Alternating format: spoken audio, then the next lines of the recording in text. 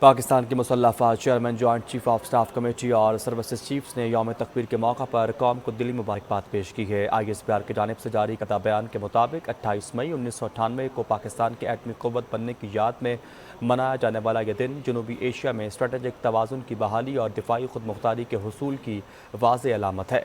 ISPR کے بیان میں کہا گیا ہے کہ یہ تاریخی کامیابی قوم کے عزم، اتحاد، باوقار اور پرامن وجود کے لیے غیر متزلزل جستجو کا مظہر ہے اور پاکستان کی اسٹریٹجک صلاحیت قومی امانت ہے جو اجتماعی عوامی امنگوں کی عکاسی کرتی ہے۔ یوم تکبیر دور اندیش قیادت، سائنسدانوں اور انجینئرز کی خدمات کو خراج تحسین پیش کرتے ہیں۔ یہ دن خود مختاری اور علاقائی سالمیت کے تحفظ کے لیے ثابت قدم عزم کو اجاگر کرتا ہے۔ یہ دن ہمارے قابل اعتبار کم از کم ڈیٹرنس کے ذریعے تصدیق کرتا ہے اور ہمارے نظریے کی جڑیں خطے میں امن اور اسٹریٹجک استحکام کے اصول پر مبنی ہے۔ مسلح افواج تمام خطرات کے خلاف مادر وطن کے دفاع کے لیے غیر متزلزل عزم کا اعادہ کرتی ہے۔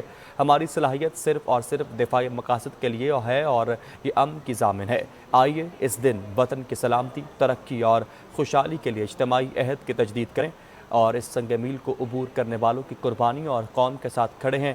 پاکستان زندہ باد۔